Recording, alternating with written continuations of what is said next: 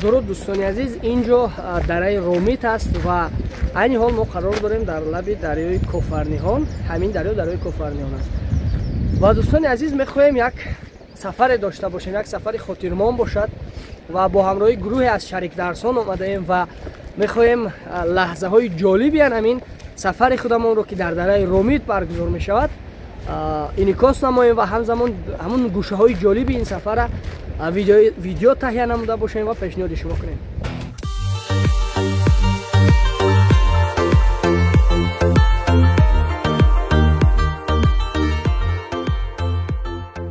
سیر و تماشای کوهستان در فصل بهار بخصوص در ماه‌های اپریل و می زیبایی و تراوت دیگرگونه دارد، زیرا طبیعت افسونکار تاجیکستان در این ماه‌ها رو می‌نماید و بایگری‌های خود را در پهنای این دیار نازنین لبریز می‌گرداند. ما هم به سیر یک گوشه کوهستان رفتیم.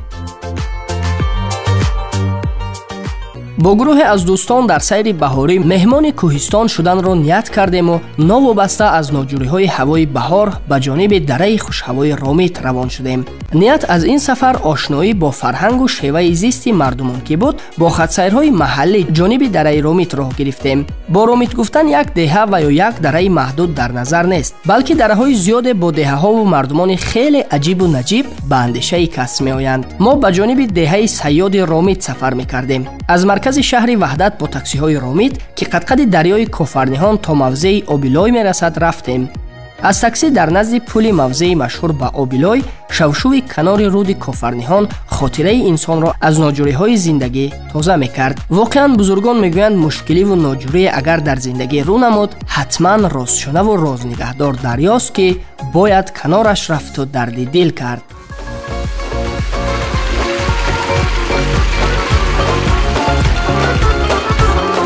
سرسری پشتم میرای کب کار کشتم میرای ای خونی کب کی چاری نام نوشتم میرای سرسری پشتم میرای کب کار کشتم میرای ای خونی کب کی چاری نام نوشتم میرای ای خونی کب کی چاری نام نوشتم میرای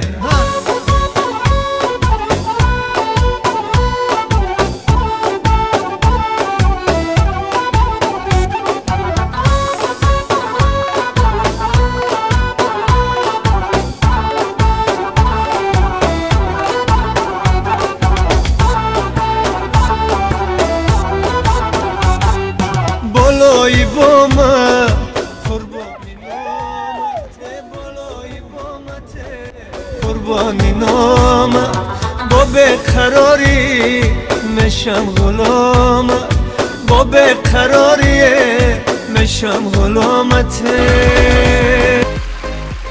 ما هم لحظه انتظار ماشین های محله دهه صیاد که از همین موضع می رفتند در کنار دریای کوفرنیهان آوازدار دم گرفتیم. بعداً با دسترس شدن تاکسی های دهکده صیاد با خوشی و خرسندی از راه های کوهی و دشوارگذر گذشته با تماشای طبیعت عجیب و پر از زیبایی ها به دهکده صیاد رسیدیم.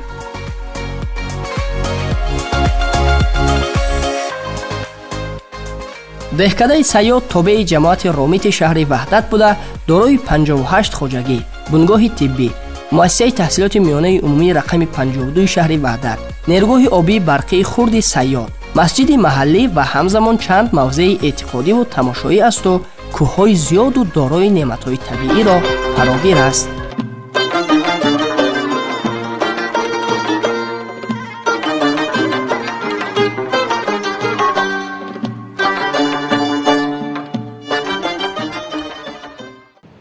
درود دوستان عزیز، این لحظه ما در یکی از دهه‌های خوشباد و هوای دره رومیت، دهه صیاد قرار داریم و همصحبت ما هستند اینجا حاجی فخرالدین و امید می‌بندیم که یک صحبت عالی خواهد بود و درباره تاریخ دهه صیاد می‌خواهیم و درباره اون امکاناتی که امروز در این دهه وجود دارد صحبت نموده باشیم.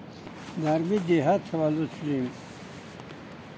دهه تولد شدیم و سالهای 49 سال اینجا موجود شد.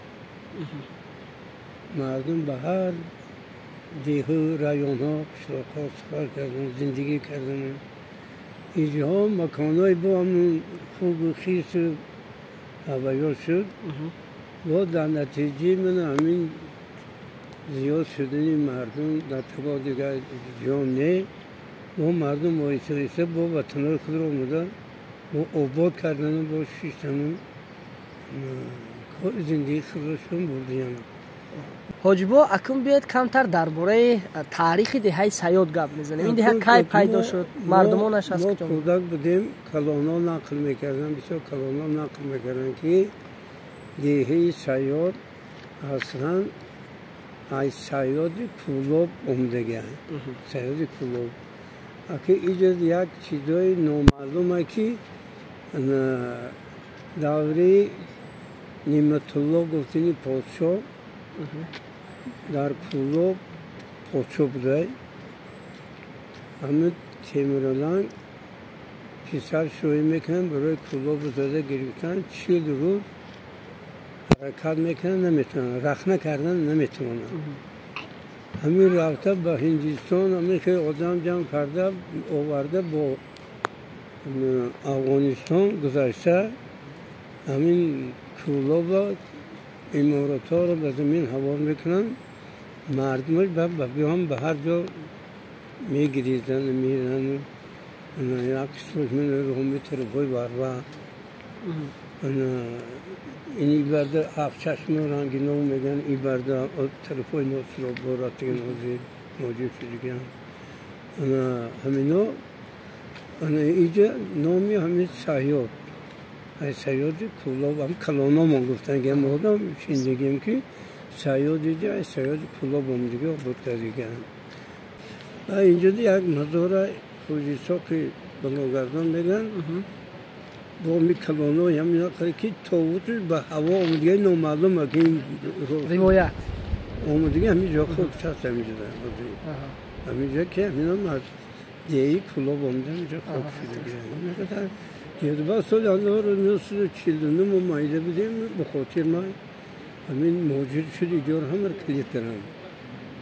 تا جایی که ما میدونیم شما از همین گیاه ها و این چیزایی که هستن و در کوهستان مخصوصا بسیار میشوند آگاهی خوب دارین. میگفتید که کدام نوعهای گیاه ها مخصوصا در همین دره سیاد در همین دهه سیاد هست و مردم اون چگونه استفاده میبرند و شما که یک نفر هستید بسیار شوق دارید به این چیز، چی توصیه میتید؟ آدمان میبیان پیش شما پرسان میشوند از بسیاری رفیقا نزد من میبیان میپرسن تقریب تو مثال خدایی یا رقص بازی یا که مرکه یا را کسیلوشون آغاز میکنن خیلی یک چی میگیم خیلی شما خدا شفا میگن. من مثال در اینجا الفای خود مثال تخچه همین تخچه تحضیق قانون شد به جا بردن نمیتونن هیچکی. همین بروی اشتیا نیست یا که تلخدان بروی یردان داره و هرگاه که همین تخچه پیاده دو میپرتویی نیست آدم میگن یک خود میگیری هم دامو چیز یردان میکنن تلخه هم اشتیا میبیرن.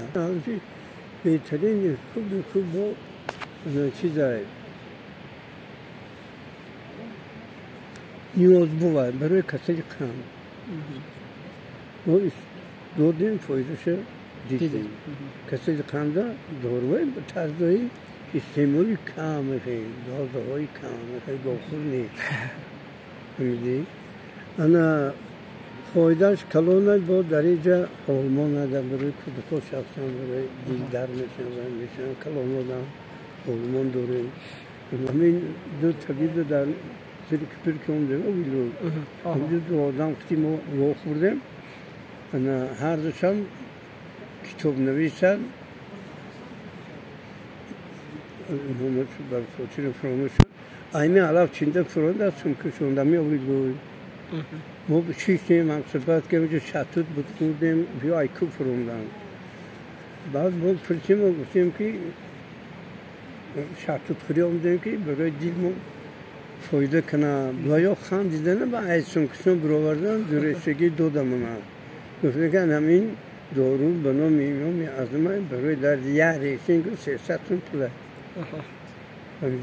ما امریکا برفتن ما 10 سال کافتم همین چه یادم همینجا بود یادم شد که چکریچنی تورنچی راتی آبارم بودیم دیگه یا سنگ دارم یک دوست بده هر شما میره وای من کشیده سر صوت چیز بریم به خدا ایمیدی تو چپر رفتم ایمیدی با خرم گردم باستم بومدم اینجا اومدم همین علم شو امیر شش کوتم بهار سوز اما علم شما ایمان ازم فهمیدی با یافتم دو سه جو یافتم یعنی خیلی علفا داریم در اینجا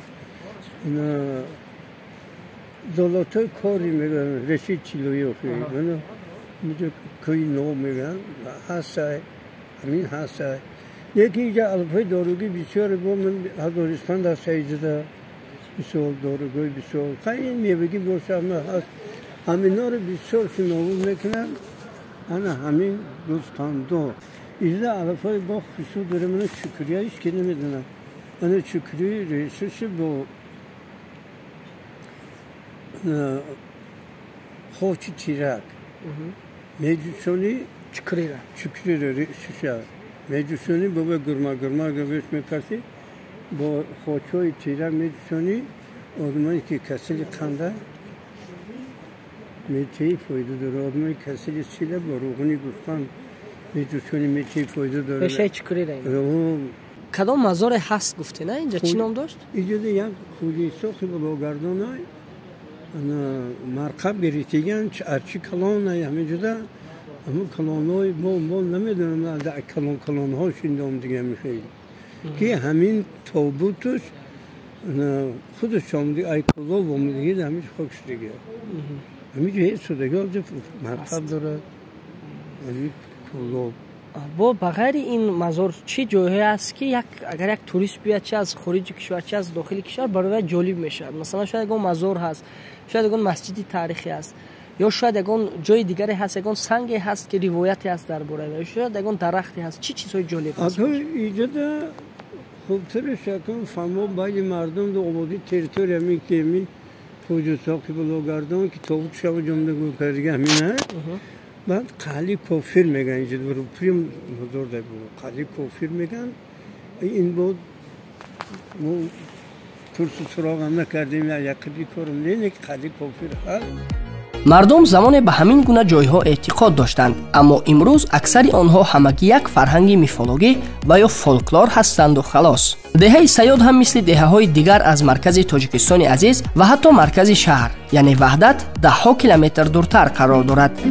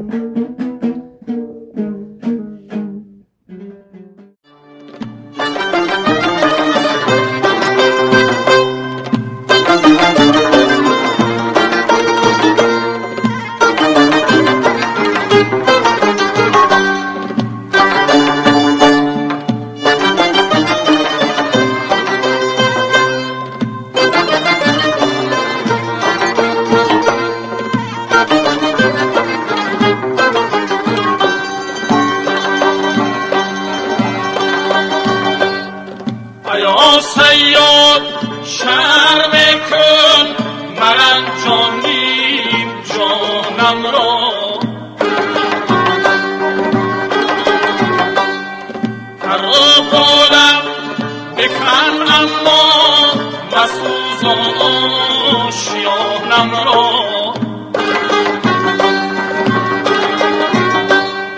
خرابانم بکن اما مسوزان